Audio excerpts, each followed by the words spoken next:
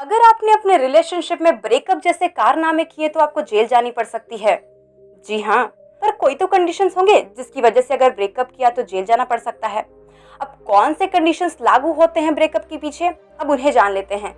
तो ऐसा कहा गया है कि अगर लड़का शादी या नौकरी का दावा करके फिजिकल सेक्सुअल रिलेशनशिप लड़की के साथ बनाता है और बाद में अपने वादे से मुकर जाता है तो इस केस में उसे 10 साल की सजा हो सकती है। अगर लड़के ने वादा किया, रिलेशन बनाया और बाद में अगर मान लीजिए कि लड़के के परिवार वाले रिश्ते के लिए नहीं माने और इस दबाव में लड़के ने ब्रेकअप किया तो इस केस में लड़के को कोई सजा नहीं होगी, चाहे जात धर्म के आधार की वजह से परिवार वाले ने भी मना किया हो।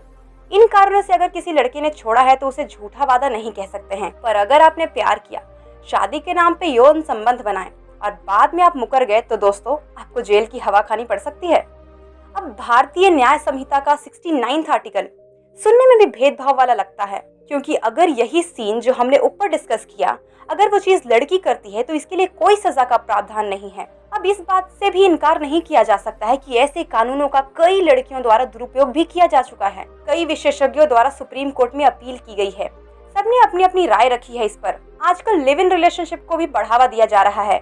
ऐसे में अगर कोई साथ रहता है, फिजिकल रिलेशनशिप बनाता है और बाद में धीरे धीरे उन्हें रियलाइज होता है वो एक दूसरे के लिए उतने सही नहीं है तो वो अलग हो जाते हैं। अब शादी होने के बाद भी तो ऐसा होता ही है ना कि वो बहुत टाइम तक साथ रहते हैं और वो शारीरिक संबंध भी बनाते हैं, उनके बच्चे भी होते हैं, पर फिर भी तो डाइवोर्स के केसेस फाइल होते ही हैं। तो अगर ऐसे ही शादी से पहले बनाया रिलेशनशिप को देखा जाए तो उसमें भी सहमति के बाद भी मतभेद हो सकते हैं जिसके कारण ब्रेकअप संभव है। तो क्या इसे सजा की कैटेगरी में डालना चाहिए? और मान लो कि सिचुएशन न्यूट्रल है, लड़के ने सच में झूठा वादा करके रिलेशन बनाया और उसको सजा मिली, पर क्या ऐसा लड़की नहीं कर सकती है?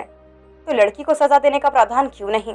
ऐसे बहुत से सवाल विशेषज्ञों द्वारा पेश किए जा रहे हैं। 1 जुलाई से आईपीसी की जगह भारतीय न्याय संहिता लागू हो चुका है और इसी न्याय संहिता के 69वां आर्टिकल में ये सजा देने का प्रावधान रखा गया है। बहुत लोगों ने अपने अपील को सुप्रीम कोर्ट में पेश किया है। अब क्या होता है कोर्ट का फैसला, ये तो आने वाला वक्त ही बताएगा। तब तक के लिए आप अपनी राय हमें कमेंट बॉक्स में ड्रॉप कर सकते हैं। और जय सर्वः जय मानवता।